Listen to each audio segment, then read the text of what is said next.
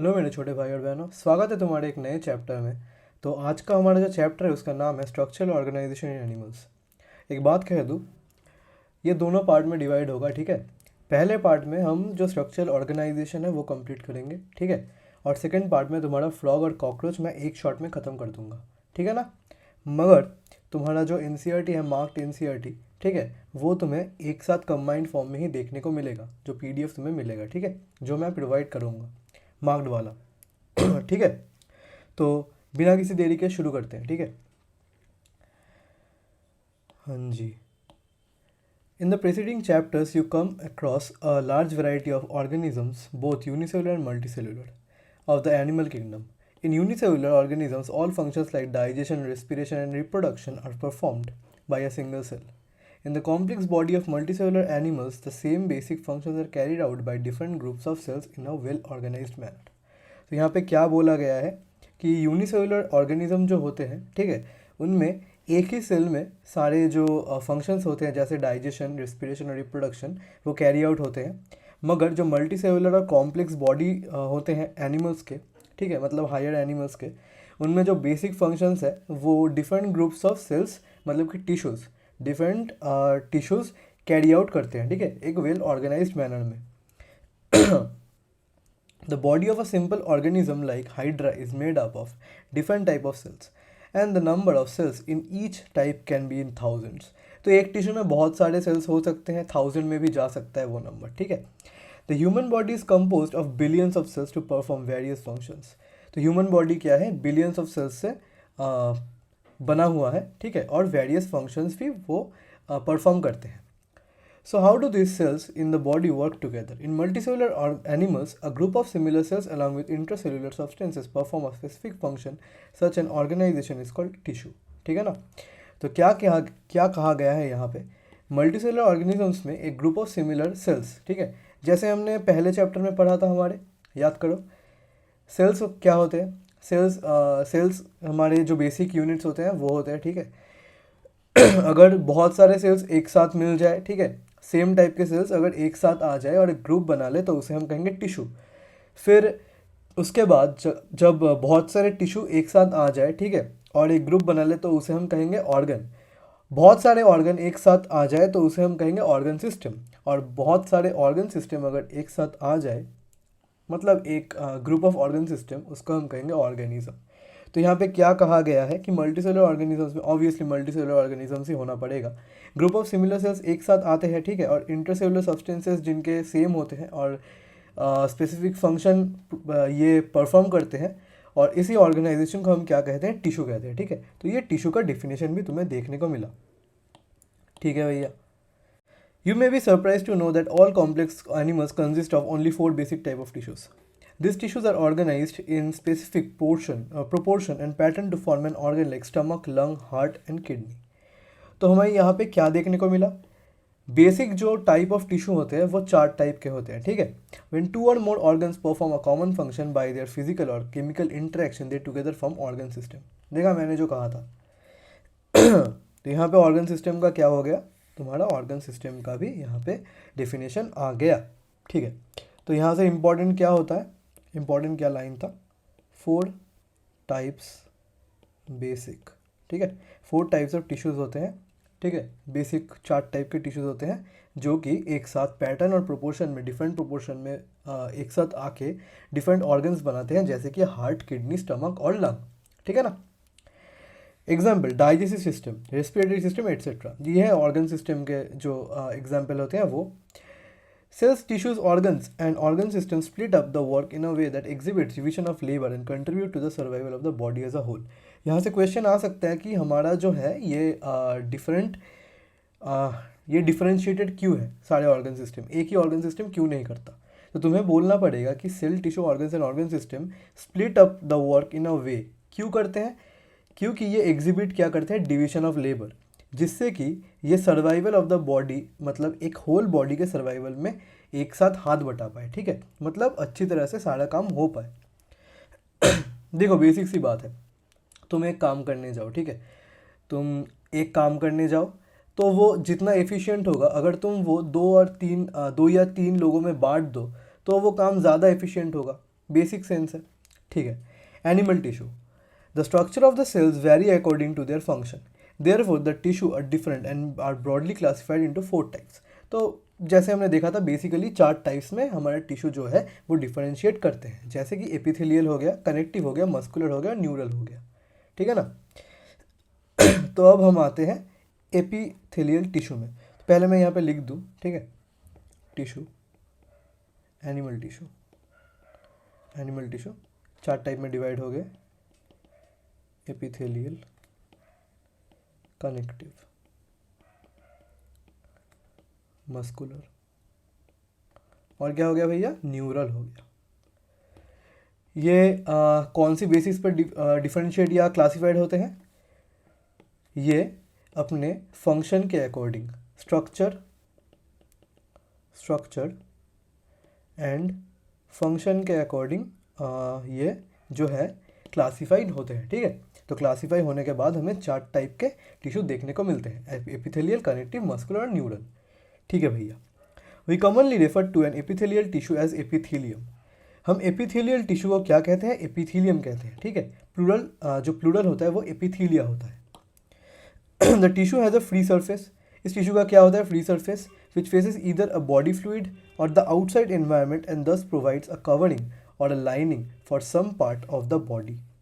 अगर एपी आ जाए, ठीक है, ये मैं सोच ही रहा था, अगर एपी वर्ड आ जाए तो वो लाइनिंग होगा या तो कवरिंग होगा या तो आउटर कुछ डिनोट करेगा, ठीक है। ये एपी जो वर्ड होता है, ठीक है, तुम देख सकते हो, ठीक है, एपिथेलियल टिश्यूज़, ठीक है।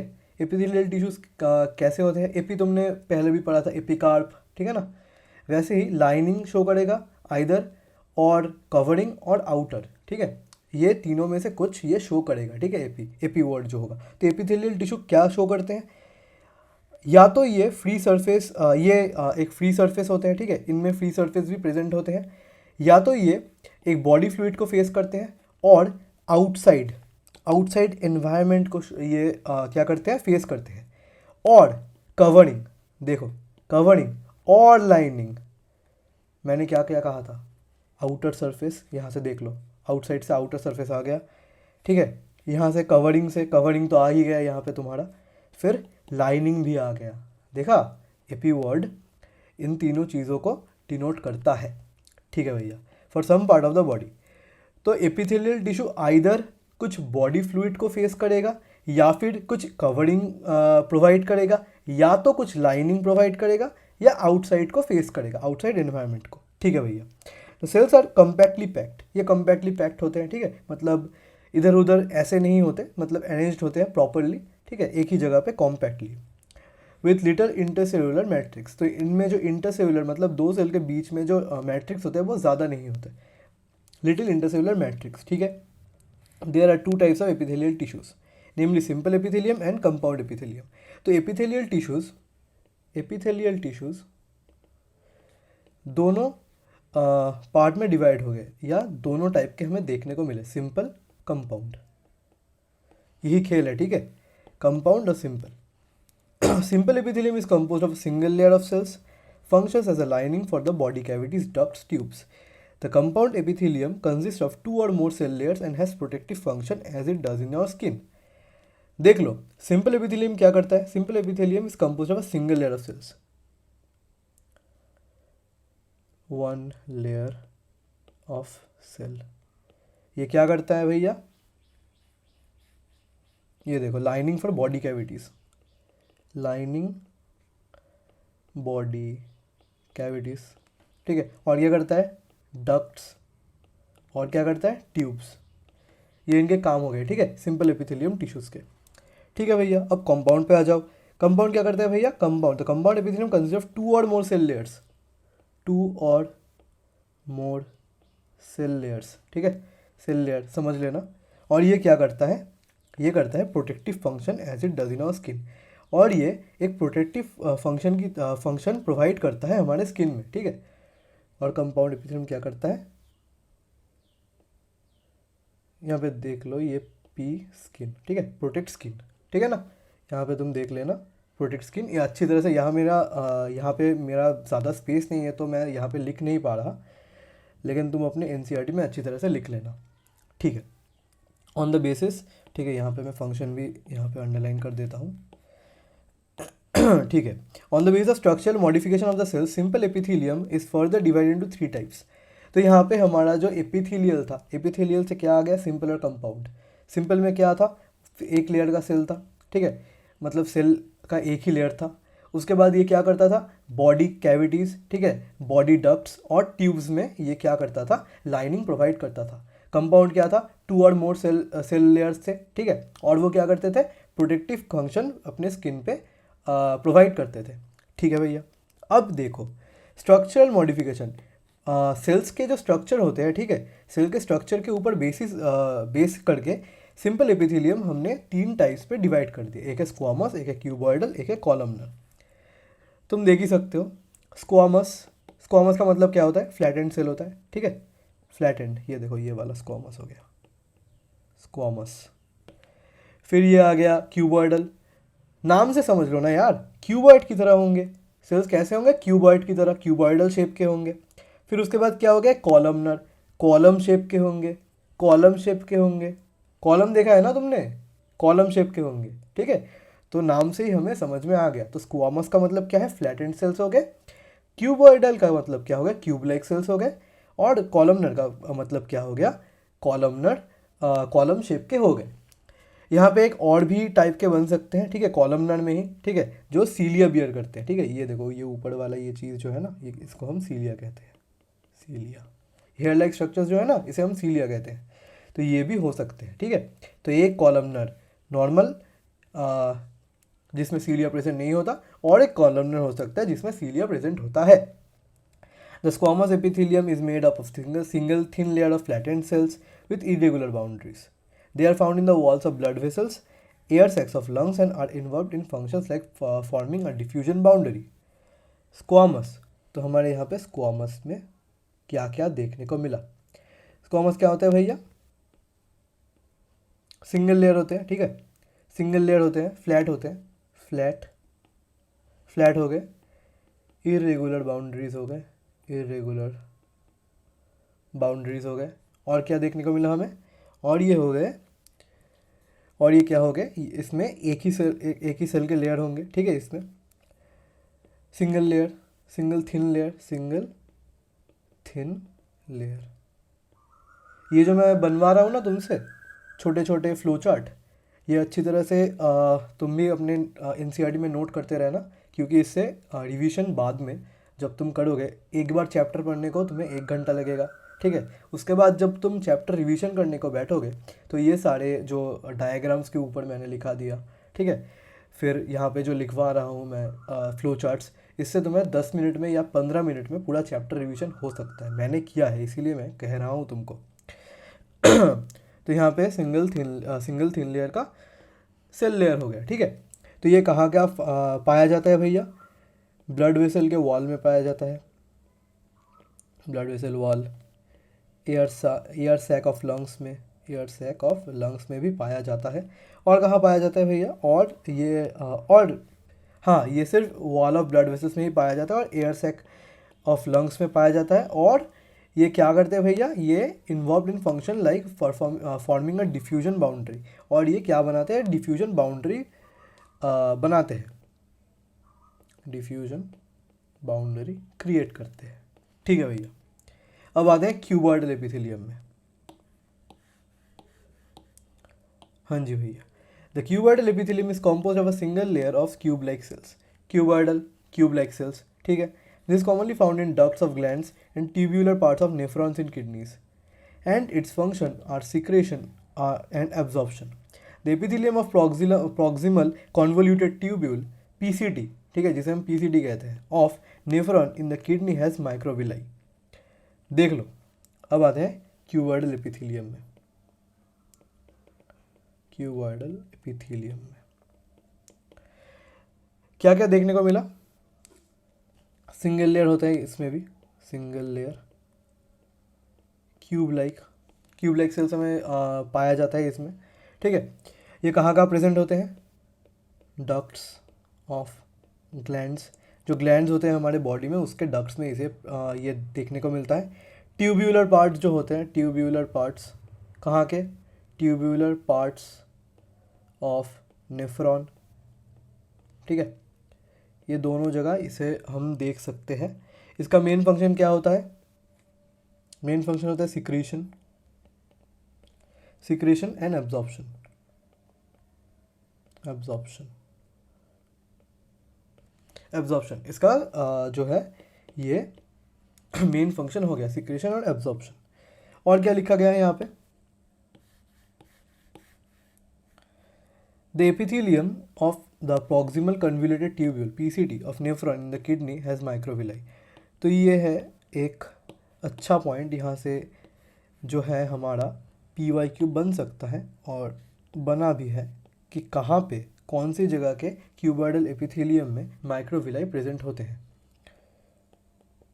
तो कहाँ पे होते हैं भैया, माइक्रोविलाई कहाँ पे प्रेजेंट होते हैं भैया, PCT के जो एपिथेलियम होते हैं, ठीक है, एपिथेलियम है जो PCT के, मतलब यहाँ पे जो देख सकते हो तुम, मैंने यहाँ पे लिखवाया है कि ट्यूब्यूलर पार्ट्स ऑफ नेफ्रॉन, ठीक है, ट्यूब्यूलर पार्ट्स ऑफ नेफ्रॉन के जो हमारे किडनी में जो नेफ्रॉन के PCT का एपिथेलियम है उसमें माइक्रोविलाई जो है वो प्रेजेंट होता है, ठीक है भैया।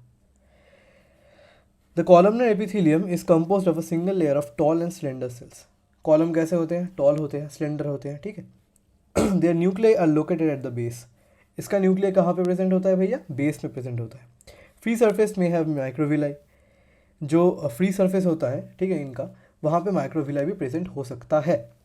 They are found in the lining of stomach and intestine, help in secretion and absorption. If the columnar or cuboidal cells bear cilia and on their free surface they are called ciliated epithelium. तो हमारा जो most important part है वो ये है कि columnar epithelium का, columnar epithelium यहाँ पे जगह नहीं है तो मैं यहाँ पे लिखवा नहीं पाऊँगा, मगर तुम अपने NCERT में ऐसे ही, ऐसे जो मैंने फ्लो चार्ट्स बनवाए हैं ऐसे ही बनाते रहना साइड में। तो कॉलमनर एपिथेलियम में सेल्स कैसे होते हैं, सिंगल लेयर होते हैं, ठीक है, कैसे होते हैं, टॉल होते हैं, स्लेंडर सेल्स होते हैं, ठीक है। स्लेंडर मतलब क्या कहूँ, मतलब उतने मोटे नहीं होते, ठीक है, स्लेंडर मतलब, ठीक है। तो टॉल एंड स्लेंडर सेल्स पाए जाते हैं। इनका न्यूक्लियस कहाँ पे लोकेटेड होता है, बेस पे लोकेटेड होता है। इनमें फ्री सरफेस में माइक्रोविलाई भी प्रेजेंट हो सकते हैं, ठीक है। ये कहाँ पे पाया जाता है, लाइनिंग ऑफ स्टमक में पाया जाता है और इंटेस्टाइन में पाया जाता है। ये भी सिक्रेशन और एब्जॉर्प्शन में हेल्प करते हैं। और एक चीज़, अगर क्यूबॉइडल और कॉलमनर स्क्वामस में नहीं पाया जाता, ठीक है, पहली बात तो ये हो गई, स्क्वामस में नहीं पाया जाता, तो कहाँ कहाँ पाया जाता है, कॉलमनर और क्यूबॉइडल में। अगर कॉलमनर क्यूबॉइडल के फ्री सरफेस पे सीलिया प्रेजेंट हो, सीलिया, ये देखो सीलिया प्रेजेंट हो, तो उसे हम क्या कहेंगे, सीलिएटेड एपिथेलियम। बेसिक है भैया, हाँ भैया, सीलिएटेड एपिथेलियम हम उसको कहेंगे, ठीक है। Their function is to move particles or mucus in the specific direction over the epithelium. They are mainly present in the inner surface of the hollow organs like bronchioles and fallopian tubes. अच्छी तरह से याद रखना इन दोनों parts को, क्योंकि ये है लोकेशन, ठीक है, कहाँ पे सीलिएटेड एपिथेलियम तुम्हें देखने को मिलता है। यहाँ से PYQ बने हैं तो अच्छी तरह से याद रखना, ये पैरा बहुत इंपॉर्टेंट है, ठीक है। अगर तुम ऐसे छोटे छोटे फ्लो चार्ट्स में लिखते जाओगे तो तुम्हें पूरा पैरा बाद में पढ़ने की कोई ज़रूरत नहीं पड़ेगी, ठीक है भैया। तो क्या कहा हमने, देयर फंक्शन, इसका जो सीलिया का फंक्शन क्या होता है, सीलिया का फंक्शन होता है पार्टिकल्स और म्यूकस, कुछ पार्टिकल आ गए या म्यूकस हो गए, ठीक है, म्यूकस को एक स्पेसिफिक डायरेक्शन में फ्लो करवाने का काम ये सीलिया करते हैं, ठीक है, एपिथेलियम के ऊपर। तो ये कहाँ पे प्रेजेंट होते हैं भैया, ciliated epithelium inner surface of hollow organs, inner surface of hollow organs में प्रेजेंट होते हैं, जैसे कि ब्रोंकियोल्स, ठीक है, ब्रोंकाई, ब्रोंकियोल्स और फैलोपियन ट्यूब्स में, ठीक है भैया, ठीक है। Some of the columnar or cuboidal cells get specialized for secretion and are called glandular epithelium. कुछ कॉलमनर या क्यूबॉइडल एपिथेलियम, पहले याद रखो कॉलमनर और क्यूबॉइडल एपिथेलियम का सेल्स का क्या मेन फंक्शन होता है, एब्जॉर्प्शन और सिक्रीशन होता है, ठीक है भैया, हाँ। तो जो मेन सिक्रीशन होता है, ठीक है, उनका काम, तो कुछ जो होते हैं वो सिक्रीशन में ही स्पेशलाइजेशन कर लेते हैं, स्पेशलाइज्ड हो जाते हैं, तो उसे हम क्या कहेंगे, ग्लैंड्यूलर एपिथेलियम, ठीक है भैया, ग्लैंड्यूलर एपिथेलियम हम उसे कहेंगे। जैसे कि यहाँ देख लो, यूनिसेलुलर में अगर होगा तो ये होगा, यूनिसेलुलर, अगर ये होगा मल्टी सेलुलर होगा तो ये यहाँ पे होगा, ठीक है। देख लो यहाँ पे मल्टी सेलुलर ग्लैंड है, ये यूनिसेलुलर ग्लैंड है, यहाँ पे ये क्या हो गया, ग्लैंड्यूलर एपिथेलियम हो गया। तो ये दोनों जो है ये दोनों सीक्रेशन में ही स्पेशलाइजेशन कर लिए, ठीक है भैया। They are mainly of two types, unicellular and consisting of isolated glandular cell, goblet cell. देख लो यहाँ पे यूनिसेलुलर ग्लैंड हो गया ये, यहाँ पे एक ही सेल होगा गॉबलेट सेल, ठीक है। यहाँ पे जो ग्लैंड्यूलर सेल होगा सिंगुलर, उसे हम क्या कहेंगे, गॉबलेट सेल कहेंगे। तो हमारे जो एलिमेंट्री कैनल में गॉबलेट सेल्स प्रेजेंट होते हैं वो कैसे होते हैं, वो आइसोलेटेड ग्लैंड्यूलर सेल्स होते हैं, ठीक है, वो सिक्रीशन भी करते हैं, ठीक है भैया। And multicellular consisting of cluster of cells salivary gland. तो हमारा सैलिवरी जो ग्लैंड होता है, ठीक है, वो मल्टीसेलुलर होता है, ठीक है, उनमें क्लस्टर ऑफ सेल्स पाए जाते हैं, मतलब ग्रुप ऑफ सेल्स भी पाए जाते हैं, ठीक है। तो मल्टीसेलुलर में ऐसे होते हैं, मतलब मल्टीसेलुलर में क्लस्टर पाए जाते हैं सेल्स का, और जो यूनिसेलुलर होता है उनमें क्या पाया जाता है, एक आइसोलेटेड ग्लैंडुलर सेल पाया जाता है। आइसोलेटेड का एग्जांपल दे दो, goblet cells of alimentary canal, ठीक है। मल्टीसेलुलर का दे दो भैया, हमारा जो सैलिवरी ग्लैंड होता है वो होता है, ठीक है। On the basis of the mode of the pouring of the secretions, glands are divided into two categories, namely exocrine and endocrine glands. यहाँ पे भी दो पार्ट्स में डिवाइड हो गए कौन से बेसिस पर, mode of secretion. Mode of secretion तुम्हें अच्छी तरह से याद ही होगा कि मैंने कहा था अगर एक्सो होगा तो वो बाहर का होगा, अगर एंडो होगा तो अंदर का होगा। देख लो, exocrine gland secrete mucus, saliva, ear wax, oil, milk, digestive enzymes and other cell products, ठीक है ना। तो एक्सोक्राइन का अगर तुम देखने जाओगे तो ज़्यादातर जो सिक्रीशन है वो बाहर की तरफ ही होता है, जैसे सलाइवा, ईयर वैक्स हो गया, ठीक है, मतलब बॉडी के बाहर, ठीक है, ऐसा नहीं कि बाहर ही हो रहा है, ठीक है, बॉडी के बाहर नहीं, मतलब इनर बॉडी के बाहर होता है, ठीक है। जैसे कि म्यूकस, तो म्यूकस तुम्हारे बॉडी के अंदर तो नहीं बनता ना। Saliva, ear wax, oil, milk, digestive enzyme, मतलब समझो माउथ के अंदर होता है, लेकिन मेन अगर हमारा बॉडी देखा जाए तो मेन डाइजेस्टिव सिस्टम और उसके अंदर का जो पार्ट होता है, ठीक है, मतलब मुंह के अंदर। अच्छा, ईयर वैक्स ही देख लो, ईयर वैक्स भी मतलब मेन बॉडी के बाहर बनता है, ठीक है फिर मिल्क हो गया, डाइजेस्टिव एंजाइम हो गया, अदर सेल प्रोडक्ट्स भी हो गए, ठीक है भैया। इसका क्या होगा, एक्सोक्राइन ग्लैंड्स का हो गया। This products are release through ducts और ट्यूब्स, तो ये डक्ट्स और ट्यूब्स के थ्रू रिलीज किए जाते हैं, ठीक है भैया। In contrast endocrine glands do not have ducts, endocrine glands में क्या होता है, डक्ट्स नहीं प्रेजेंट होते। Their products called hormones are secreted directly into the fluid bathing the gland. समझ में आया अभी, ये हार्मोन प्रोड्यूस करते हैं, ठीक है ना। एंडोक्राइन ग्लैंड्स हार्मोन प्रोड्यूस करते हैं, हार्मोन कहाँ बनते हैं, हमारे इनर बॉडी में बनते हैं, ठीक है ना। अब समझ में आ गया, इनर मेन बॉडी में बनता है, जो कि हमारे ब्लड में नहीं, हमने हमारे बॉडी के फ्लूइड में डायरेक्टली छोड़ा जाता है हार्मोन, ठीक है भैया, समझ में आ गया। अब आते हैं compound epithelium compound epithelium is made up of more than one layer, multi layer of cells and thus has a limited role in secretion and absorption. हम सिंपल एपिथेलियम अब तक पढ़ रहे थे, ठीक है ना। अब हम आ रहे हैं कॉम्पाउंड एपिथेलियम में। तो क्या कहा गया है यहाँ पे, कॉम्पाउंड एपिथेलियम का क्या होता है, more than one layer of cells से ये बना होता है, ठीक है, इसीलिए कंपाउंड होगा। बेसिक सी बात है, मल्टी लेयर होता है, एक लेयर से ज़्यादा सेल्स होते हैं, इसीलिए इसको हम कंपाउंड एपिथेलियम कहते हैं। इसमें बहुत लिमिटेड रोल होता है सिक्रेशन और एब्जॉर्प्शन का, मतलब पूरा रोल नहीं होता, बहुत लिमिटेड होता है। Their main function is to provide protection against chemical and mechanical stress. हमारे बॉडी पार्ट्स के या बॉडी ऑर्गन्स में जो मैकेनिकल और केमिकल स्ट्रेस आते हैं, ठीक है, उनसे प्रोटेक्शन देने का ही हमारा जो मेन फंक्शन है वो कंपाउंड एपिथेलियम को दिया गया है। They cover the dry surface of the skin, the moist surface of the buccal cavity, pharynx, inner lining of ducts of salivary glands and of pancreatic ducts। तो ये कहाँ कहाँ प्रेजेंट होता है भैया, ये हमारे dry surface of the skin, हमारे स्किन के जो ड्राई सरफेस होते हैं, ठीक है, वहाँ पे ये प्रेजेंट होते हैं। Moist surface of buccal cavity, हमारे बक्कल कैविटी के मॉइस्ट सरफेस में भी ये प्रेजेंट होते हैं। फेरिंग्स में प्रेजेंट होते हैं। Inner lining of ducts of salivary glands में, सैलिवरी ग्लैंड्स के जो इनर लाइनिंग होते हैं, उनके सैलिवरी ग्लैंड्स के डक्ट्स के जो इनर लाइनिंग होते हैं वहाँ पे भी हमें कंपाउंड एपिथेलियम देखने को मिलता है, और पैंक्रियाटिक डक्ट्स में भी इसे देखने को मिलता है हमें, ठीक है भैया। अब आते हैं नेक्स्ट पैरा में। All cells in epithelium are held together with little intercellular spaces. Material, sorry. In nearly all animal tissues, specialized junctions provide both structural and functional links between its individual cells. Three types of cell junctions are found in epithelium and other tissues. These are called tight, adhering and gap junctions. इसका मतलब क्या होता है, सारे epithelium के जो sales होते हैं वो एक साथ जुड़े रहते हैं बहुत ही कम इंटरसेलुलर मटेरियल के थ्रू. सारे एनिमल टिश्यूज़ में, नियरली सारे एनिमल टिश्यूज़ में स्पेशलाइज्ड जंक्शंस प्रोवाइड क्या करते हैं, स्ट्रक्चरल एंड फंक्शनल लिंक्स. ठीक है, एक एक इंडिविजुअल सेल्स के बीच में स्पेशलाइज्ड जंक्शंस जो होते हैं वो स्ट्रक्चरल और फंक्शनल लिंक्स प्रोवाइड करते हैं. 3 टाइप के सेल जंक्शंस हमें देखने को मिलता है एपिथेलियम में और अदर टिश्यूज़ में भी. एक होता है टाइट जंक्शन, एक होता है एडहेरिंग जंक्शन, एक होता है गैप जंक्शन. टाइट जंक्शन हो गया, हेल्प्स क्या करता है, ये help to stop substances from leaking across a tissue.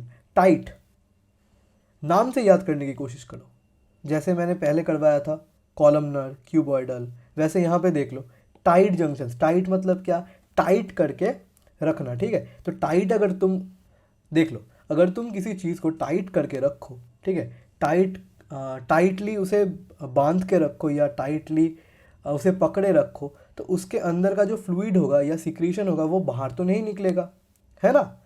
तो वो क्या करता है, तो वो क्या करते होंगे, सब्सटेंसेस को लीक करने से स्टॉप करते होंगे. क्या हो गया वो, टाइट जंक्शन. बेसिक सी बात है. हाँ भैया, adhering junction. Adhering junction perform cementing to keep neighbouring cells together. Adhering junction क्या करते हैं, एक साथ मिलाकर रखते हैं, सीमेंटिंग का काम करते हैं. ठीक है, देख लो, जब कोई घर बनता है तो तुमने देखा होगा कि ब्रिक्स लगते हैं, उसके बीच में सीमेंट लगता है. अच्छा छोड़ो वो भी. अगर तुम दो चीज़ को जोड़ने की कोशिश करो, ठीक है, मैं तुम्हारे दिल की बात नहीं कर रहा क्योंकि वो नहीं जुड़ेगा, ठीक है ना. तो अगर तुम, अच्छा दो रबड़ ले लो, ठीक है ना. दो रबड़ को अगर तुम्हें जोड़ना पड़ेगा, ठीक है, अगर तुम जोड़ना चाहते हो तो उससे तुम कैसे जोड़ सकते हो, बीच में ग्लू लगेगा. तो ग्लू क्या काम करता है, दोनों रबड़ को जोड़ने का काम करता है, मतलब सीमेंटिंग हो गया. ठीक है, उस काम को हम बोलेंगे सीमेंटिंग. ठीक है, तो जो सेल्स सीमेंटिंग का काम करते, ठीक है, दोनों सेल्स को एक साथ रखने का, तो उसे हम कहेंगे एडहेरिंग जंक्शंस. ठीक है ना, जो जंक्शन सीमेंटिंग परफॉर्म करते हैं दो सेल्स को एक साथ जोड़ने के लिए, उसे हम कहेंगे adhering junction. Gap junctions facilitate the cells to communicate with each other by connecting the cytoplasm of adjoining cells for rapid transfer of ions, small molecules and sometimes big molecules.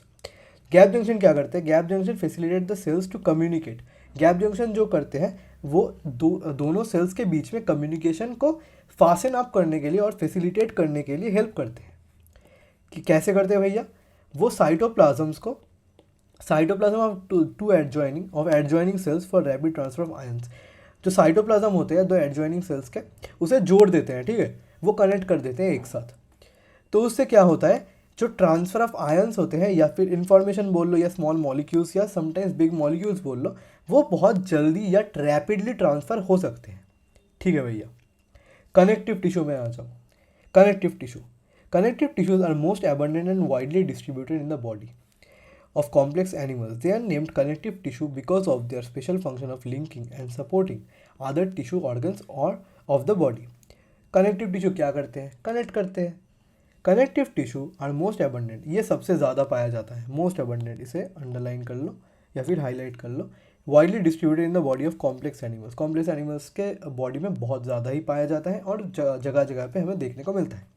ये कनेक्टिव टिश्यू, इसका नाम दिया गया है क्योंकि इसके special function of linking का मतलब क्या हो गया, कनेक्टिंग ही हो गया, और सपोर्टिंग अदर टिश्यूज और ऑर्गन्स ऑफ द बॉडी, और ये अदर टिश्यू और ऑर्गन्स को सपोर्ट करता है बॉडी में. They range from soft connective tissue to specialised types which include cartilage, bone, adipose and blood. In all connective tissues except blood, the cells secrete fibers of structural proteins called collagen और elastin.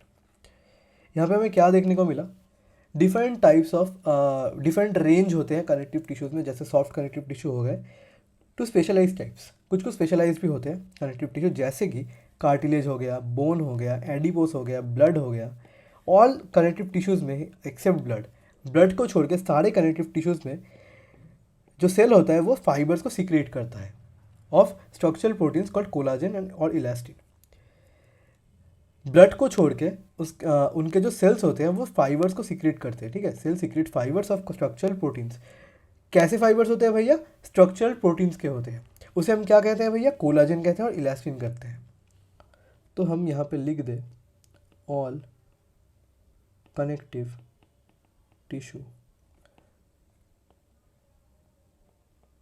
Except blood, इसे याद रखना। क्या secret करते हैं? Secret fibres. किसके भैया? Proteins के। उसे हम क्या कहते हैं भैया? या तो कोलाजन कहेंगे और इलास्टिन कहेंगे, या तो इलास्टिन कहेंगे या फिर कोलाजन कहेंगे। किसको कहेंगे भैया? प्रोटीन के फाइबर्स को कहेंगे। कौन सीक्रेट कर रहा है भैया? ऑल कनेक्टिव टिश्यू कर रहे हैं। कौन नहीं कर रहा है भैया? एक्सेप्शन क्या है भैया? ब्लड हो गया, ठीक है। The fibres provide strength, elasticity and flexibility to the tissue. ये फाइबर्स क्या करते हैं? स्ट्रेंथ देते हैं, इलास्टिसिटी देते हैं और क्या करते हैं? फ्लेक्सिबिलिटी देते हैं। इलास्टिन, इलास्टिसिटी, ऐसे याद रखना, ठीक है। This cells also secrete modified polysaccharides. Polysaccharides भी ये, मॉडिफाइड पॉलीसैकेराइड्स भी ये क्या करते हैं? सीक्रेट करते हैं, which accumulate between cells and fibres and act as matrix or ground substance. तो ये पॉलीसैकेराइड्स जो ये सीक्रेट करते हैं वो कैसे एक्ट करते हैं? सेल्स और फाइबर्स के बीच में सेल्स और फाइबर्स के बीच में ग्राउंड सब्सटेंस का एक्ट करते हैं, ठीक है। ग्राउंड सब्सटेंस की तरह एक्ट करते हैं, मतलब मैट्रिक्स की तरह एक्ट करते हैं। Connective tissue are classified into 3 types: loose connective tissue, dense connective tissue and specialise connective tissue. 3 तरह के कनेक्टिव टिश्यू होते हैं, एक है लूज, एक है डेंस और एक है स्पेशलाइज्ड, ठीक है भैया। लूज कनेक्टिव टिश्यू में आते हैं। Loose connective tissue has cells and fibers loosely arranged in the semi-fluid ground substance. For example, areolar tissue present beneath the skin. Often, it serves as a support framework for epithelium. It contains fibroblast cells that produce and secrete fibers, macrophages and mast cells. Loose connective tissues में क्या पाया जाता है? Sales और fibres पाए जाते हैं जो लूजली अरेंज्ड होते हैं। कहाँ पे होते हैं भैया? सेमी फ्लूइड ग्राउंड सब्सटेंस में होता है। फॉर एग्जाम्पल देख लो, areolar tissue present beneath the skin. Areolar tissue जो होता है वो हमारे स्किन के बीनीथ में, मतलब स्किन के अंदर प्रेजेंट होता है। Often it serves as a support framework. ये क्या करते हैं भैया? ये एक सपोर्ट का फ्रेमवर्क ये सर्व करते हैं एपिथेलियम के लिए। It contains fibroblasts, cell that produce and secrete fibres. Fibroblasts, ये याद रखना, फाइब्रोब्लास्ट्स जो फाइबर सीक्रेट करे उसे हम कहेंगे, जो सेल फाइबर सीक्रेट करे या प्रोड्यूस करे उसे हम क्या कहेंगे? फाइब्रोब्लास्ट कहेंगे। तो ये फाइब्रोब्लास्ट कंटेन करते हैं, ठीक है। मैक्रोफाजेस और मास्ट सेल्स भी ये कंटेन करते हैं। Adipose tissue is another type of loose connective tissue located mainly beneath the skin. Adipose tissue जो होता है, ठीक है, वो भी हमारे स्किन के अंडर प्रेजेंट होता है। The cells of this tissue are specialised to store fats. Adipose tissue fat store करने में हेल्प करता है हमारा, मतलब स्पेशलाइजेशन ही करा हुआ है उसका। मतलब एडिपोज टिश्यू हमारे फैट स्टोर करते हैं जो हमारे स्किन के बीनीथ प्रेजेंट होते हैं। The excess of nutrients which are not used immediately are converted into fats and stored in the tissue. जो एक्सेस न्यूट्रिएंट्स तुम खा रहे हो, ठीक है, जो इमीडिएटली कन्वर्ट नहीं हो रहे, ठीक है, मतलब एनर्जी में कन्वर्ट नहीं हो रहे, मतलब अगर तुम ज़्यादा खाओगे, एक वो हेल्दी फूड भी हो सकता है, अगर तुम जो रिक्वायर्ड होता है उससे ज़्यादा खाओगे तो वो न्यूट्रिएंट्स क्या होते हैं? फैट्स में कन्वर्ट हो जाते हैं और एडिपोज टिश्यू में स्टोर होने लगते हैं, उससे तुम मोटे हो जाते हो, ठीक है भैया।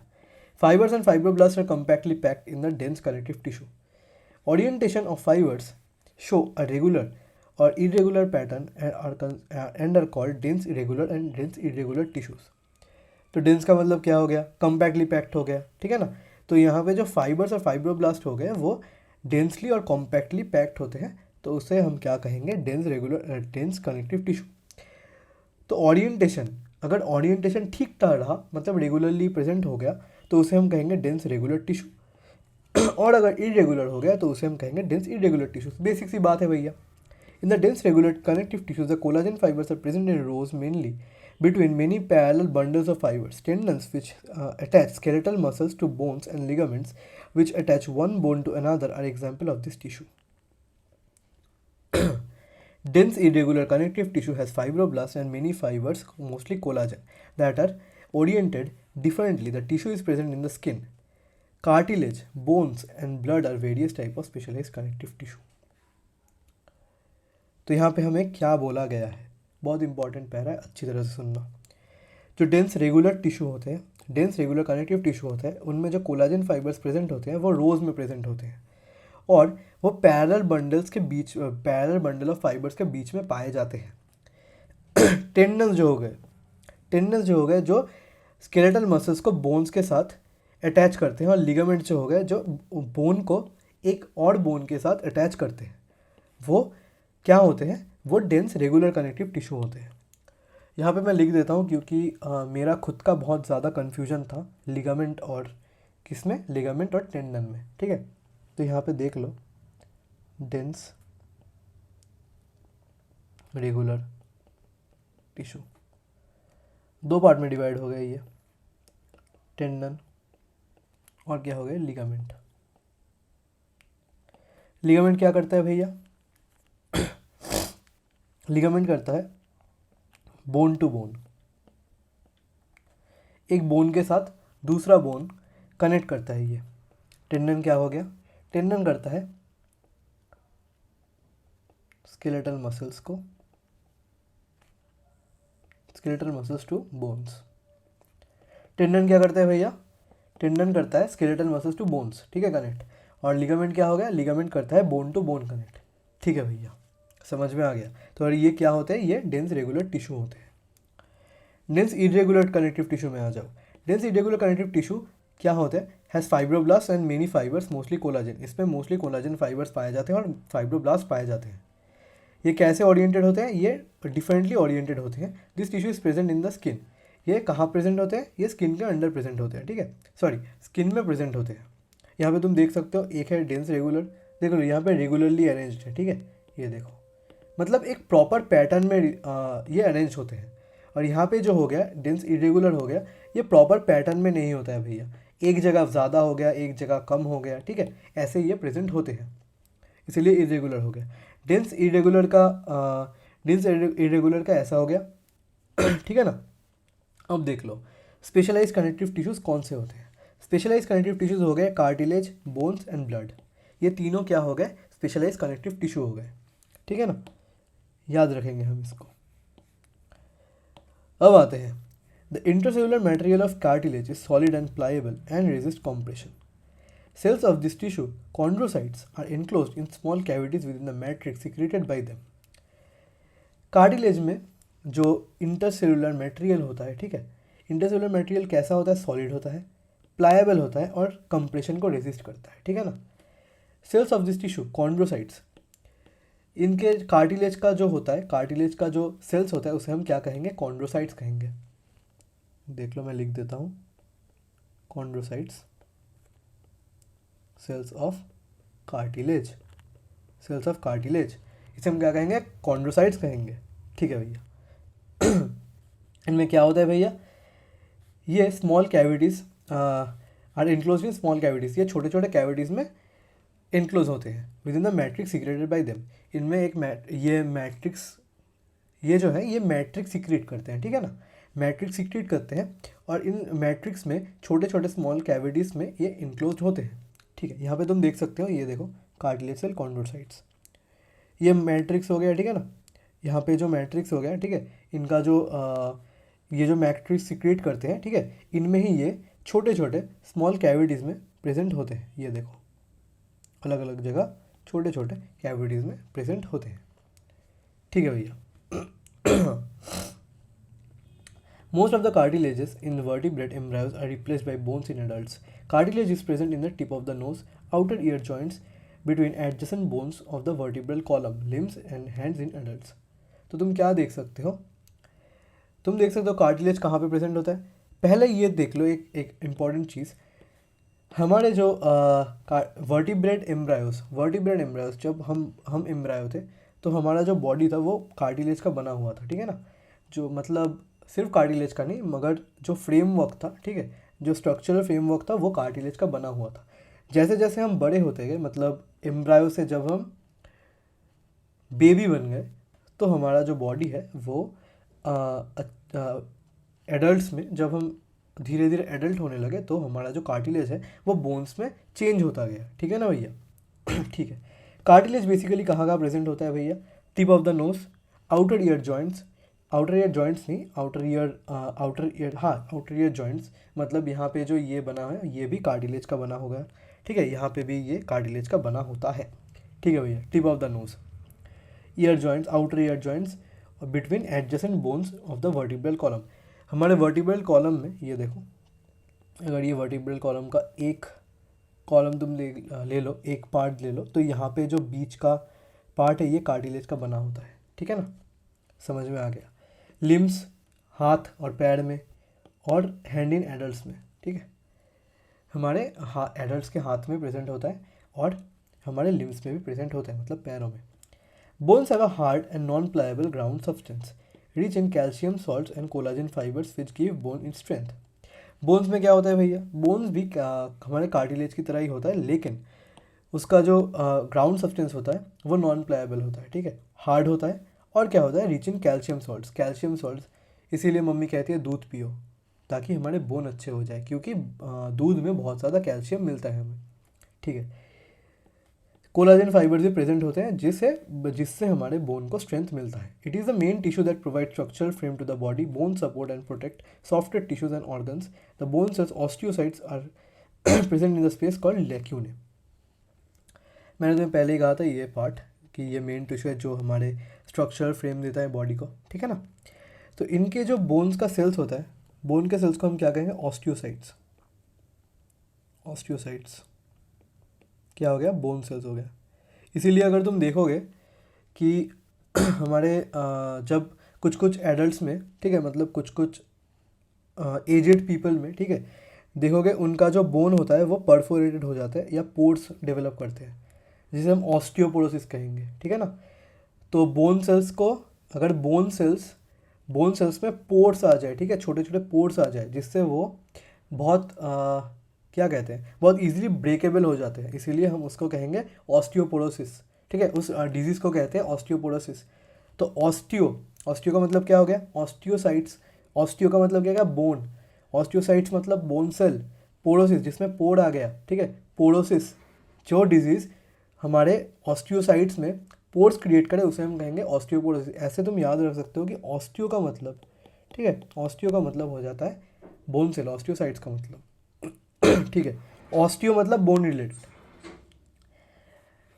अब आ जाते हैं, the bone cells osteocytes are present in the spaces called lacunae. तो ये जो हमारे जो बोन सेल्स हैं, ठीक है ना, तो हमारे जो बोन सेल्स हैं, बोन सेल्स एक स्पेस में प्रेजेंट होते हैं, ठीक है, उसे हम क्या कहेंगे? लैक्यूने कहेंगे। लैक्यूने क्या हो गया? बोन सेल्स जहाँ पे प्रेजेंट होते हैं उस स्पेस को हम लैक्यूने कहते हैं, ठीक है भैया। Limb bones such as the long bones of the legs serve weight bearing functions.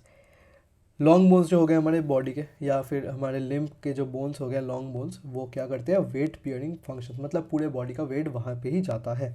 They also interact with skeletal muscle attach to them to bring about movements. ये बेसिक चीज़ें हो गई कि ये मूवमेंट भी क्रिएट करती है। The bone marrow is in some bones is the site of production of blood sales.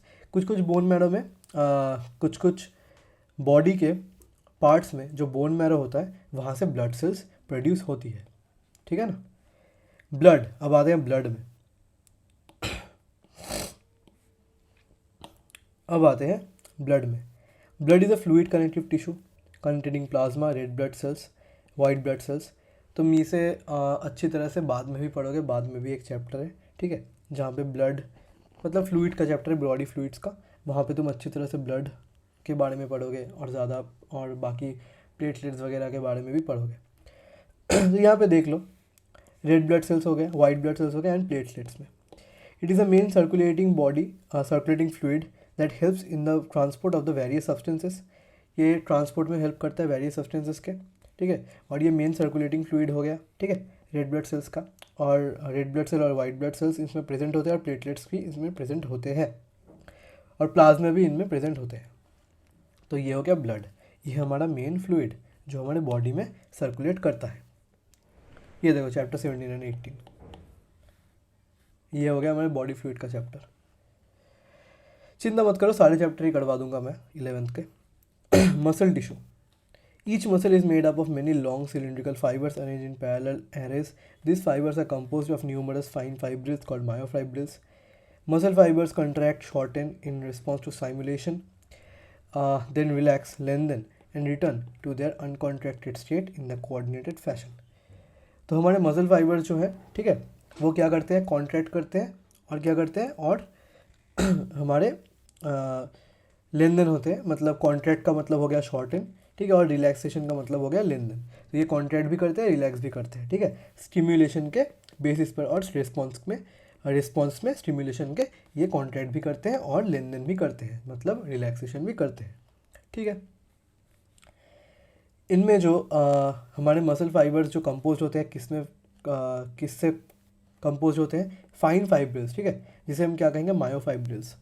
तो हम अगर यहाँ पे लिख दें muscle fibres consists of fine fibrils, जिसे हम क्या कहेंगे, मायोफाइब्रिल, ठीक है ना, मायोफाइब्रिल कहेंगे। Their action moves the body to adjust to the changes in the environment and to maintain the position of the various parts of the body. In general, muscle plays an active role in the movement of the body. Muscles are of three types: skeletal, smooth and cardiac. तो यहाँ पे basic चीज़ें बताई गई है कि हमारा action जो होता है, ठीक है, उससे हमारे बॉडी मूव करता है, ठीक है, समझ लो। इस पैरा का सार मैं तुमको दे देता हूँ, ठीक है। अगर तुम्हारे सामने कोई कैंडल जल रहा है, ठीक है ना, तो अगर तुम उसके फ्लेम को हाथ लगाने जाओ, अगर तुम ऐसे छुओ, ठीक है, अगर तुम उसे टच कर दो तो तुम्हारा बॉडी कैसे रेस्पॉन्स करेगा, ऐसे ना, तुम एकदम से उसे अपनी तरफ खींच लोगे अपने हाथ को। तो ये तुमने क्या क्या कॉन्ट्रैक्ट किया, तुम ऐसे कॉन्ट्रैक्ट का मतलब क्या होता है, छोटा कर दिया, मतलब स्पेस छोटा हो गया, ठीक है, स्पेस कम ले रहे हो तुम, मतलब कॉन्ट्रैक्ट हो गया, ठीक है। उसके बाद अगर तुम सामने देखोगे वो कैंडल नहीं है तो तुम क्या करोगे, रिलैक्स कर दोगे अपने बॉडी को, अपने हैंड को रिलैक्स कर दोगे। तो तुम अगर अपने हैंड को रिलैक्स करोगे, ठीक है, मतलब ठीक कर दोगे पहले की तरह, तो तुम क्या कर रहे हो एक्चुअली, तुम अपने मसल फाइबर को रिलैक्स कर रहे हो, मतलब लेन देन कर रहे हो। कॉन्ट्रैक्ट का मतलब शॉर्टन और रिलैक्स का मतलब लेन देन। समझ में आ गया, समझ में आ गया अच्छी तरह से भैया, ठीक है। अब आते हैं स्केलेटल मसल में। तो मसल 3 टाइप में डिवाइड होता है, स्केलेटल, स्मूथ और cardiac. Skeletal muscle tissue is closely attached to the skeletal bones in a typical muscle such as the biceps, striated, stripped. Skeletal muscles fibers are bundled together in the parallel fashion. A sheath of tough connective tissue encloses several bundles of muscle fibers. Basic चीज़ें हैं, ठीक है। Skeletal muscles क्या होते हैं कि skeleton हमारे जो स्केलेटल सर्फेस होते हैं हमारे बोन्स के साथ ये अटैच होते हैं, ठीक है, ये सारी चीज़ें होती है। ये sheet of tough connective tissues encloses several bundles of the muscle fibres, ये बंडल्स में प्रेजेंट होते हैं, ठीक है। क्या करते हैं, एक sheet of tough connective tissue इसे इनक्लोज करते हैं, ठीक है भैया। यहाँ पे देख लो, ये पहले वाला है स्केलेटल वन, दूसरे वाला क्या है, स्मूथ वाला है ये, और ये क्या हो गया, कार्डियक हो गया। स्मूथ में आते हैं, the smooth muscles fibres taper at both ends, fusiform and do not show striations. तो स्मूथ मसल्स कैसे हो गए, ऐसे हो गए। तो इस शेप को हम क्या कहते हैं, इस शेप को हम कहेंगे फ्यूजिफॉर्म, ठीक है ना, इस शेप को हम कहेंगे फ्यूजिफॉर्म, ठीक है। ये क्या होते हैं भैया, ये होते हैं हमारे स्मूथ मसल टिश्यू। वहाँ पे स्ट्राइप्ड आ गया था, ठीक है, वहाँ पे स्ट्राइप्ड आ गया था जो हमारा क्या था, हमारा स्केलेटल मसल था। तो यहाँ पे देख लो स्ट्राइप हो गए, ये स्ट्राइप हो गए, ठीक है ना, स्ट्राइप तुम्हें देखने को मिलता है।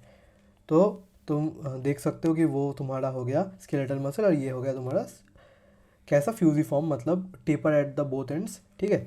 और ये स्ट्राइएशंस शो नहीं करते smooth muscle. Cell junctions hold them together and they are bundle together in the connective tissue sheath. Connective tissue sheath में ये बंडल एक साथ बंडल होकर रहते हैं, सेल जंक्शंस इसे एक साथ रखते हैं। The wall of the internal organ such as blood vessels, stomach and intestine contains this type of muscle tissues. कहाँ प्रेजेंट होते हैं भैया, ब्लड वेसल्स में, स्टमक में और इंटेस्टाइन में ये प्रेजेंट होते हैं। Smooth muscles are involuntary as their functioning can not be directly controlled. We usually are not able to make it contract merely by thinking about it as we can do in skeletal muscles। ये देख लो, skeletal muscle जो होते हैं ये voluntary होते हैं। Voluntary का मतलब तुम्हें पता होगा ना, वॉलेंट्री का मतलब जिसे हम कंट्रोल कर सकते हैं। स्मूथ मसल जो होता है ये इनवॉलेंट्री होता है भैया, इसे हम अच्छी तरह से इसे हम कंट्रोल नहीं कर सकते। स्मूथ मसल्स को हम स्केलेटल मसल की तरह कंट्रोल नहीं कर सकते, ठीक है। अब आते हैं कार्डियक मसल्स में। Cardiac muscle tissues, cardiac muscle tissues is a contractile tissue present only in heart। Cardio अगर कार्डियो कहीं भी दिया हो तो समझ लेना वो हार्ट रिलेटेड होगा। तो कार्डियक मसल कहाँ पे प्रेजेंट होता है भैया? हार्ट में प्रेजेंट होता है, सिर्फ हार्ट में ही प्रेजेंट होता है, ठीक है। Cell junctions fuse the plasma membranes of the cardiac muscle cells and make them stick together. एक साथ सेल जंक्शंस फ्यूज करते हैं प्लाज्मा मेम्ब्रेन्स को, जिससे ये एक साथ स्टिक हो जाते हैं, ठीक है ना। कम्युनिकेशन जंक्शंस इंटरकैलेटेड डिस्क्स, इनमें जो कम्युनिकेशन जंक्शंस होते हैं, लिख देता हूँ, कम्युनिकेशन जंक्शंस जो होते हैं, ठीक है, उसे हम क्या कहते हैं? Intercalated discus.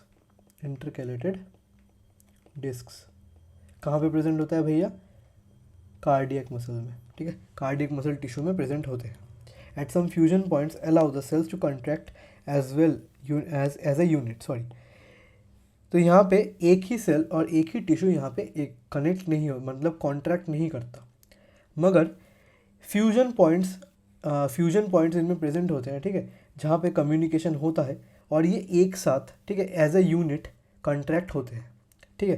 That is when one cell receive signal to contract its neighbours are also stimulated to contract. मतलब अगर एक सेल यहाँ पे, मतलब एक टिश्यू में एक सेल अगर यहाँ पे सिग्नल एक सेल को सिग्नल मिल जाए कॉन्ट्रैक्ट होने का, तो इसके पास में जो नेबरिंग के जो सेल्स हैं वो भी कॉन्ट्रैक्ट होंगे, ठीक है ना। और एक चीज़, ये भी इनवॉलेंट्री होते हैं, यहाँ पे ये लिखा नहीं गया, बेसिक सी चीज़ है भाई। अगर तुम चाहो कि मैं 2 मिनट के लिए हार्ट बंद करके रख दूँ, ठीक है, मतलब हार्ट को कह दूँ कि तुम बीट मत करो, ठीक है, तो तुम वैसे तो नहीं कर पाओगे ना, नहीं होगा, पॉसिबल ही नहीं है हार्ट को स्टॉप करना, वो तो भगवान के हाथ में होता है ना, हम तो नहीं कंट्रोल कर पाएंगे, इसीलिए इसे इनवॉलेंट्री कहते हैं, ठीक है। अब आते हैं भैया न्यूरल टिश्यू में।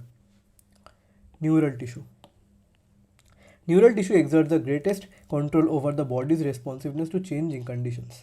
न्यूरल टिश्यू हमारे बॉडी में सबसे ज़्यादा कंट्रोल रखता है बॉडी के रिस्पॉन्सिवनेस में, ठीक है, और कंडीशन के चेंजिंग के ऊपर बॉडी के जो रिस्पॉन्स होता है उसमें सबसे ज़्यादा कंट्रोल न्यूरल टिश्यू का होता है। Neurons the unit of the neural system are excitable cells. तो न्यूरॉन्स जो होते हैं वो एक्साइटेबल होते हैं, ठीक है, मतलब तुम इसको एक्साइट कर सकते हो। The neuroglial cell which constitute the rest of the neural system protect and support neurons. तो जो न्यूरोग्लियल सेल्स होते हैं, ठीक है, जो rest of the neural system में प्रेजेंट होते हैं, मतलब न्यूरॉन्स को छोड़कर जो बाकी सेल्स होते हैं, जैसे कि न्यूरोग्लियल सेल्स जो न्यूरल सिस्टम के अंदर प्रेजेंट होते हैं, वो क्या करते हैं? न्यूरल सिस्टम को प्रोटेक्ट करते हैं और न्यूरॉन्स को सपोर्ट करते हैं। Neuroglia make up more than 1/2 of the volume of the neural tissue of our body. Neuroglia जो है वो हमारे half of the volume of neural tissue को बनाते हैं। When a neuron is suitably stimulated, an electrical disturbance is generated which swiftly travels along its plasma। जो neuron होते हैं, ठीक है, अगर एक न्यूरॉन में सूटेबली स्टिमुलेट होता है, जब एक न्यूरॉन सूटेबली स्टिमुलेट होता है, एक इलेक्ट्रिकल डिस्टर्बेंस, ठीक है, मतलब एक इलेक्ट्रिकल पल्स समझ लो, एक इलेक्ट्रिकल डिस्टर्बेंस जेनरेट होता है उनसे, न्यूरॉन से, जो कि स्विफ्टली ट्रैवल करता है इसके प्लाज्मा के through, plasma membrane. Arrival of the disturbance of the neuron's endings or output zone triggers event that cause stimulation or inhibition of the adjacent neurons and other cells। मैं तुम्हें basically समझा देता हूँ। जब तुम फ्लेम को touch करोगे, ठीक है, मैंने जो एग्जांपल मसल में दिया था, जब तुम टच करोगे तो तुम्हारे स्किन में भी तो क्या होता है, सेंसरी नर्व्स तो होंगे ही, ठीक है, सेंसरी ऑर्गन है। तो यहाँ पे क्या होगा, जो न्यूरॉन होता है वो क्या करेगा, एक इलेक्ट्रिकल डिस्टर्बेंस प्रोड्यूस करेगा। और वो कैसे जाएगा, वो प्लाज्मा मेम्ब्रेन के थ्रू हमारे बॉडी में जाता है, मतलब हमारे जो ब्रेन है, ब्रेन में जाता है। तो ये इलेक्ट्रिकल कैसे जाएगा, इलेक्ट्रिकल डिस्टर्बेंस के फॉर्म में हमारे ब्रेन में पहुंचता है, किसके थ्रू, प्लाज्मा के थ्रू, ठीक है ना। इसके प्लाज्मा मेम्ब्रेन के थ्रू हमारे जाते हैं और ये न्यूरॉन के एंडिंग से निकलता है, ठीक है ना, न्यूरॉन के एंडिंग से निकलता है। तो यहाँ पे भी न्यूरॉन्स होंगे, अनलिमिटेड न्यूरॉन्स होंगे। तो ये अनलिमिटेड न्यूरॉन्स के थ्रू हमारे सेल्स हमारे ब्रेन में जाते हैं और ब्रेन से हमारा जो है वो रिस्पॉन्स आता है कुछ माइक्रो सेकेंड्स में कि हाथ हटा लो। तब तुम क्या करोगे, तुम हाथ हटाओगे, जिससे क्या होगा भैया, जिससे हमारा मसल कंट्रैक्ट करेगा।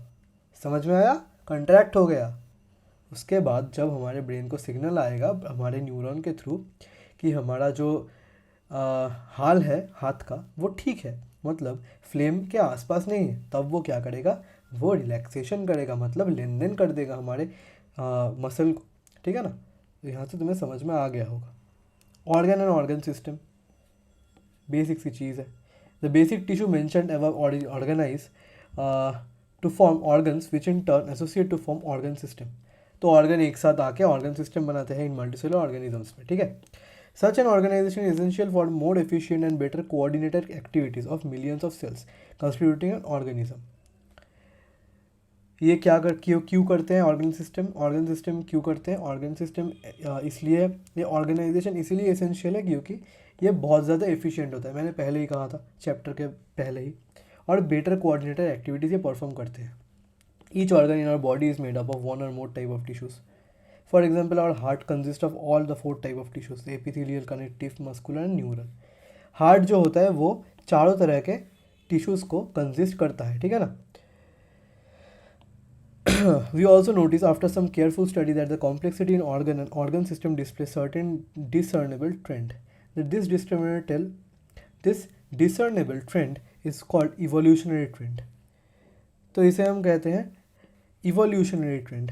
ये डिसर्नेबल जो ट्रेंड होता है, मतलब कॉम्प्लेक्सिटी ऑफ हमारे जो ऑर्गन सिस्टम के कॉम्प्लेक्सिटी होता है, ठीक है, ऑर्गन सिस्टम के जो टिश्यू के कॉम्प्लेक्सिटी होता है वो एक डिसर्नेबल ट्रेंड की तरह होता है, ठीक है। और ये डिसर्नेबल ट्रेंड को हम क्या कहते हैं, इवोल्यूशनरी ट्रेंड कहते हैं, ठीक है भैया। You are being introduce to morphology and anatomy of 3 organisms at different evolutionary levels. तो यहाँ पे हमें यहाँ पे देगा एक फ्रॉग, ठीक है, एक अर्थवर्म और एक कॉकरोच, ठीक है। तुम्हें ये ट्रेंड समझाने के लिए, इवोल्यूशनरी ट्रेंड समझाने के लिए, to show their organisation and functioning. Morphology refers to study of form or externally visible features in the case of plants or microbes. The term morphology precisely means only this. In case of animals, this refers to as external appearances of the organs or part of the body. हमने पहले ही morphology complete कर दिया है भैया, ठीक है, तो हमें पता है मॉर्फोलॉजी का मतलब क्या होता है। तो हम अब इसे पढ़ेंगे। The word anatomy conventionally is used for the study of morphology of internal organs in the animals. You will learn the morphology and anatomy of earthworm, cockroach and frog representing invertebrates and vertebrates. तो भैया यहाँ पे बोला गया है, छोटी सी चीज़ को एक बड़ा पैराग्राफ बना के बोला गया है कि अब हम पढ़ेंगे कॉकरोच और फ्रॉग और अर्थवर्म को। क्यों?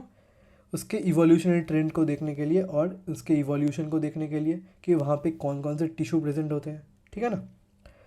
तुम यहाँ पे देख सकते हो। तो तुम्हारा जो है अर्थवर्म सिलेबस में नहीं है, तो हम सिर्फ कॉकरोच और फ्रॉग पढ़ेंगे, ठीक है। तो वो मैं लूँगा, यहाँ पे तुम देख सकते हो मैंने स्लाइड्स भी ऐड कर रखी है, अच्छी तरह से होगा ये एक दिन मतलब सेकंड पार्ट में। तो यहाँ पे हमारा पार्ट 1 ख़त्म होता है, ठीक है। तो पार्ट 1 में मैंने तुम्हें पूरा जो टिश्यू है और स्ट्रक्चरल ऑर्गेनाइजेशन है एनिमल्स का, मतलब बेसिक जो है बेसिस है चैप्टर का, वो मैंने तुम्हें करवा दिया है, ठीक है। और पार्ट 2 में हम कॉकरोच और फ्रॉग को अच्छी तरह से करेंगे एक ही शॉट में, ठीक है। तो तब तक के लिए अच्छी तरह से नोट करते रहना, पढ़ते रहना, ठीक है। और टेलीग्राम का चैनल जो है ज्वाइन कर लेना, जल्दी आएगा पार्ट 2, कॉकरोच और फ्रॉग मैं अच्छी तरह से पढ़वा दूंगा, इतनी टेंशन लेने की कोई बात नहीं है। तो मिलते हैं अगले वीडियो में, अगले पार्ट में। तब तक के लिए शेर दत्ता साइनिंग ऑफ।